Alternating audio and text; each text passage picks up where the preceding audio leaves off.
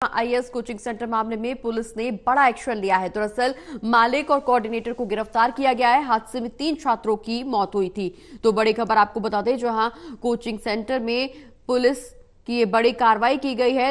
इस हादसे में 2 लोगों को गिरफ्तार किया गया है। आईएएस कोचिंग सेंटर मामले में पुलिस का बड़ा एक्शन देखने को मिला। मालिक और कोऑर्डिनेटर को गिरफ्तार कर लिया गया है। बता दें कि हादसे में 3 छात्रों की मौत हो गई है और जिसको लेकर के अब पूरे देश भर में एक नाराजगी छात्रों में देखने को मिल रही है। दिल्ली के तमाम छात्र यहां प्रदर्शन करते हुए नजर आ रहे हैं। तो बड़ी खबर आपको बता दें, जहां आईएएस कोचिंग सेंटर में हुए हादसे के बाद अब पुलिस लगातार कार्रवाई कर रही है। 3 छात्रों की मौत हुई, जिसमें 2 लोगों को अब हिरासत में लिया गया है। पुलिस ने कार्रवाई करते हुए ये बड़ा एक्शन लिया है। मालिक और कोऑर्डिनेटर को गिरफ्तार किया गया है। रिया हमारी सहयोगी हमारे साथ जुड़ गई है। रिया, हादसे में 3 छात्रों की मौत हुई, लेकिन सवाल यही बरकरार है कि इस हादसे के पीछे आखिर जिम्मेदार कौन है। इस पूरे मामले में मालिक और कोऑर्डिनेटर को गिरफ्तार किया गया है। आगे क्या कुछ एक्शन पुलिस की तरफ से लिया जाएगा?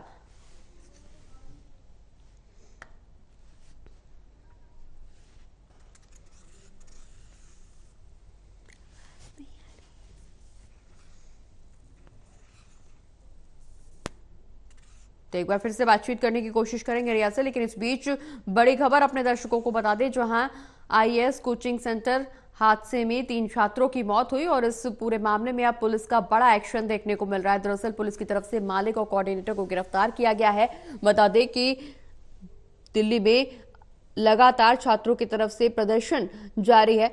दिल्ली सरकार की तरफ से भी हालांकि मजिस्ट्रेट जांच के आदेश दे दिए गए हैं, लेकिन पूरे मामले में पुलिस ने 2 लोगों को अभी तक गिरफ्तार किया है। आगे की कार्रवाई भी पुलिस की तरफ से लगातार की जा रही है। ज्यादा जानकारी के लिए रिया हमारी सहयोगी एक बार फिर से हमारे साथ फोन लाइन पर जुड़ गई। रिया, आईएएस कोचिंग सेंटर में जो हादसा हुआ वो सुबह से ही अब लोगों को बेचैन कर रहा है, परेशानियां बढ़ा रहा है, तमाम पेरेंट्स की भी और छात्रों की भी, क्योंकि जिस तरह से जलजमाव की स्थिति बनी, 3 छात्रों की मौत हुई।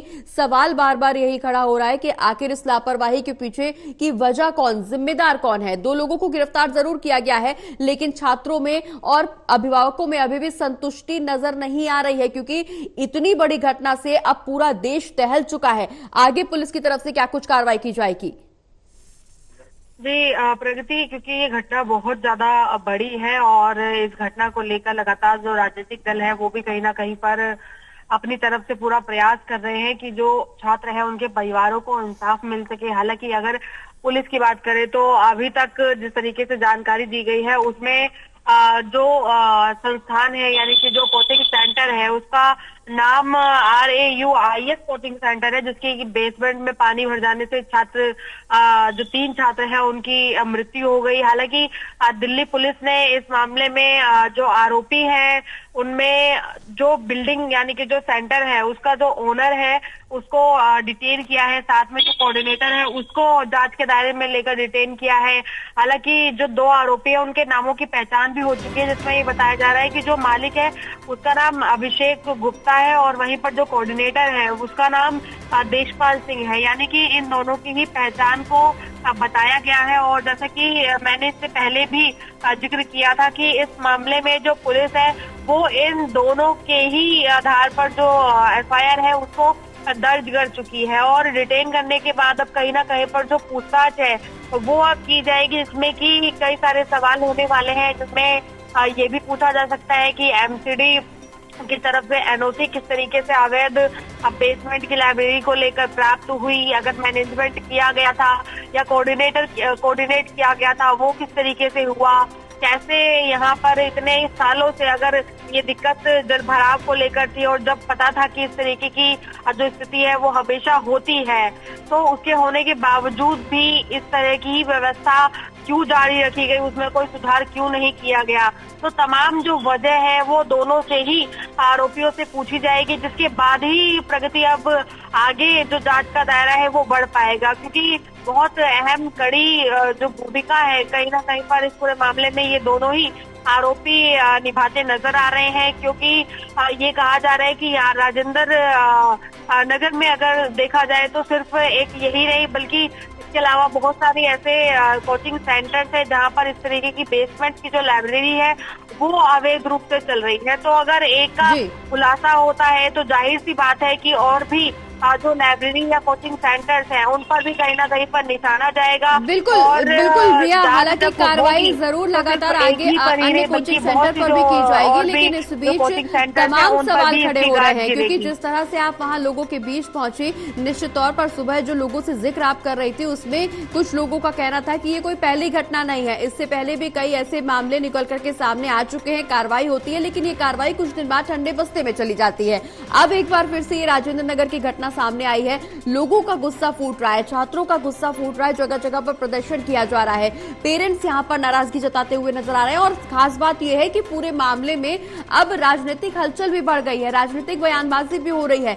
तो क्या निश्चित तौर पर इस मामले में बड़ा कोई एक्शन लिया जा सकता है, क्योंकि इस तरह की घटना के बारे में पहले भी जिक्र किया जा चुका है, पहले भी इस तरह के मामले निकल करके सामने आ चुके हैं। और अगर इसी कोचिंग सेंटर की बात की जाए तो जल भराव की समस्या यहाँ पर काफी लंबे समय से है, लेकिन बावजूद इसके जल जमाव की स्थिति से उभरने की कोशिश कोचिंग सेंटर की तरफ से नहीं की गई, मालिक की तरफ से नहीं की गई और खामियाजा छात्रों को भुगतना पड़ा। तो और इस बीच स्वाति मालीवाल का बयान भी सामने आया कि यह हादसा नहीं है, हत्या है। हत्या के बाद अब इसकी सजा किस स्तर पर जा सकती है?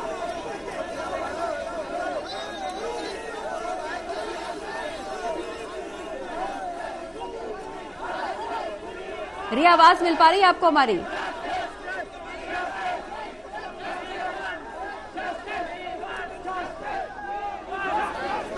तो रिया से एक बार बातचीत करने की फिर से कोशिश करेंगे, लेकिन ये तस्वीरें अपने दर्शकों को दिखा दें जहां ये कोचिंग सेंटर के बाहर की तस्वीरें, छात्रों का प्रदर्शन लगातार जारी है, छात्रों की नाराजगी यहां पर साफ तौर पर जाहिर होती हुई नजर आ रही है। न सिर्फ छात्र बल्कि उनके पेरेंट्स भी यहां पर मौजूद हैं और उनकी तरफ से भी ये प्रदर्शन किया जा रहा है, नाराजगी जताई जा रही है, क्योंकि निश्चित तौर पर ये जो घटना है वो लापरवाही की वजह से घटित हुई है। क्योंकि हमारी सहयोगी लगातार ग्राउंड रिपोर्ट पर पूरे मामले को समझने की कोशिश कर रही है, ग्राउंड जीरो पर रिपोर्ट दी जा रही है। जिस तरह से वहां के लोगों का कहना है कि ये कोई पहला मामला नहीं है और ये कोई पहली बार ऐसी स्थिति नहीं बनी है, इससे पहले भी कई बार ऐसी परिस्थिति बन चुकी है, लेकिन बावजूद इसके आईएएस कोचिंग सेंटर के मालिक की तरफ से इस पूरे मामले में कोई ध्यान नहीं दिया गया। जल जमाव की स्थिति पहले भी बनी, कई बार शिकायत भी की जा चुकी, लेकिन उसके बावजूद भी इस तरह की स्थिति पर कोई एक्शन नहीं लिया गया।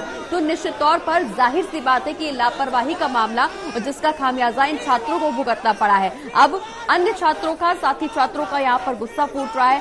2 लोगों को गिरफ्तार जरूर किया गया है, मालिक को गिरफ्तार कर लिया गया है, कोऑर्डिनेटर को गिरफ्तार कर लिया गया है पुलिस की तरफ से, लेकिन सवाल यही बना हुआ है कि आखिर इस लापरवाही का जिम्मेदार कौन है, इन मौतों का जिम्मेदार कौन है। रिया हमारे साथ लगातार बनी हुई है। रिया, एक सवाल जो आज देश भर में गूंज रहा है कि जब समय रहते इस बात से अवगत कराया जा चुका था कि यहाँ जल जमाव की परेशानी है, काफी लंबे समय से इस परेशानी को लेकर के अवगत कराया जा रहा था मालिक को, लेकिन बावजूद उसके इस पूरे मामले से निपटने की कोशिश नहीं की गई, इस परिस्थिति को से निपटने की कोशिश नहीं की गई। कहीं ना कहीं लापरवाही की वजह से खामियाजा इन 3 छात्रों को भुगतना पड़ा है। आगे क्या कुछ सजा इन दोनों को दी जाएगी?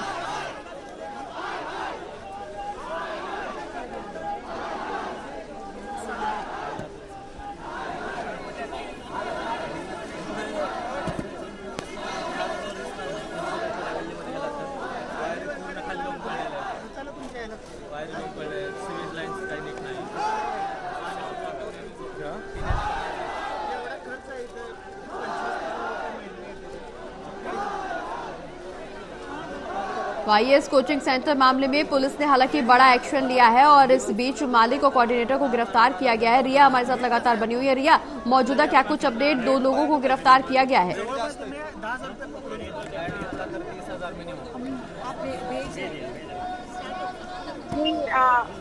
देखिए, क्योंकि मामला बहुत गंभीर भी है और बड़ा भी होता जा रहा है और जैसे कि कई सारे जो बयान है अब तक इस मामले में आ चुके हैं। फिलहाल अगर बात की जाए तो इस मामले में अभी मल्लिकार्जुन खड़गे जो है कांग्रेस के वरिष्ठ नेता, उनका भी जो ट्वीट है वो सामने आया है, जिसमें लिखा गया है कि सरकार, राजधानी दिल्ली में जो सरकार और प्रशासन की आपराधिक लापरवाही है उसके चलते आईएएस कोचिंग के सेंटर में बेसमेंट में पानी भर जाने की वजह से जो 3 युवक है उनकी जान चली गई। ये बहुत ही दुखद बात है कि उनके परिवारजनों को अब हमारी तरफ से गहरी जो संवेदनाएं हैं वो की जाती हैं। और देखिए, लगातार जो भी राजनीतिक दल है वो पटेल नगर की घटना का जरूर जिक्र कर रहे हैं।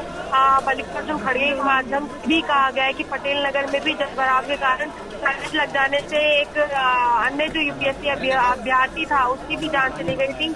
खबरों के मुताबिक वो पिछले कुछ दिनों में 8 लोगों की जान करंट लगने से गई है, जो कि पानी में जलभराव की वजह से लग रहा है। और दिल्ली को कांग्रेस ने अंतर्राष्ट्रीय स्तर का शहर बनाया था। आज भारत की राजधानी उदासीनता का जो दंश है वो कहीं ना कहीं पर झेल रही है। आए दिन हादसे होते जा रहे हैं। देश की राजधानी में इस तरीके का हादसा होना हम सभी के लिए बहुत ही चिंता का विषय है। हमारी राजधानी को बेहतर बनाना होगा ताकि हमारे जो नागरिक हैं वो सुरक्षित रह सके और यहाँ रहने वाले और आने वालों को ये भरोसा हो कि देश की राजधानी में उनकी उपेक्षा नहीं होगी। इस बात का जिक्र खड़गे के माध्यम से इसलिए भी किया गया है प्रगति, क्योंकि इसमें जो 3 मृतक छात्र हैं वो आपको जिस तरह से जानकारी भी है कि वो मूल रूप से कोई अंबेडकर नगर का यूपी से है, कोई तेलंगाना से है, कोई केरल से है।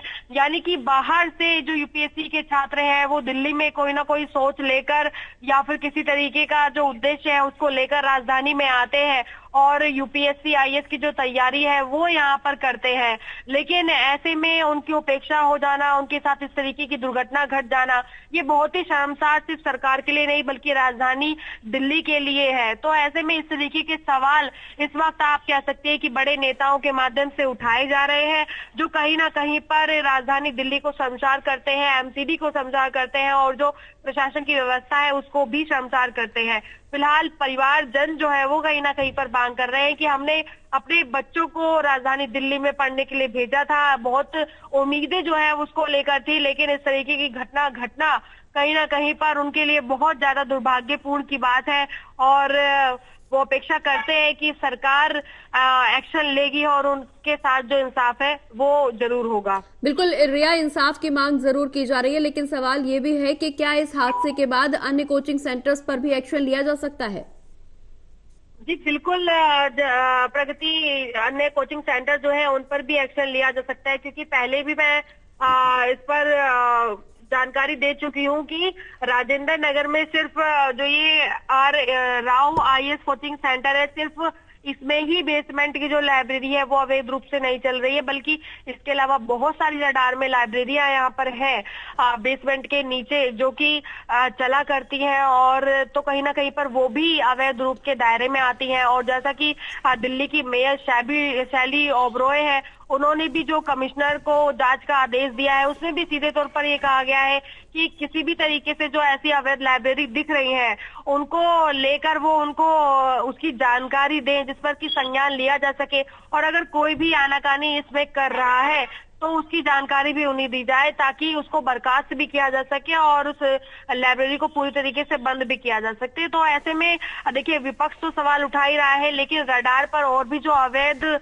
जो लाइब्रेरियां हैं या फिर इस तरीके के जो कोचिंग सेंटर्स है राजेंद्र नगर में वो कहीं ना कहीं पर आ रहे हैं। तो जांच का विषय और अन्य पर भी जाहिर सी बात है कि उन पर भी उठेगा, लेकिन सवाल यहाँ पर यही बार बार विपक्ष की तरफ से उठाया जा रहा है कि ये काम दिल्ली सरकार का है, एमसीडी का है। एनओसी अगर किसी तरीके की प्राप्त होती है तो उसमें कहीं ना कहीं पर अफसर्स को इस बारे में जानकारी जरूर पहले से होगी। तो इस तरीके की अवैध जो लाइब्रेरी है वो आखिर इतने लंबे समय से कैसे चल रही थी, इसकी जानकारी सरकार को पक्का रही होगी। तो इसी बात का जो खामियाजा है वो कहीं ना कहीं पर इस समय आप कह सकते हैं कि सवालों के माध्यम से एमसीडी की चाहे मेयर हो या फिर जो दिल्ली सरकार हो, उनके तमाम नेताओं को लगातार सवालों के कटघरे में रखा जा रहा है और उनके इस्तीफे की मांग को भी लगातार किया जा रहा है। और ये भी कहा जा रहा है कि अगर जांच इसमें होती है तो किसी भी तरीके से बख्शा नहीं जाएगा, चाहे अपराधी कोई भी हो। चलिए, बहुत बहुत शुक्रिया रिया, ये तमाम जानकारी हमारे दर्शकों तक पहुंचाने के लिए।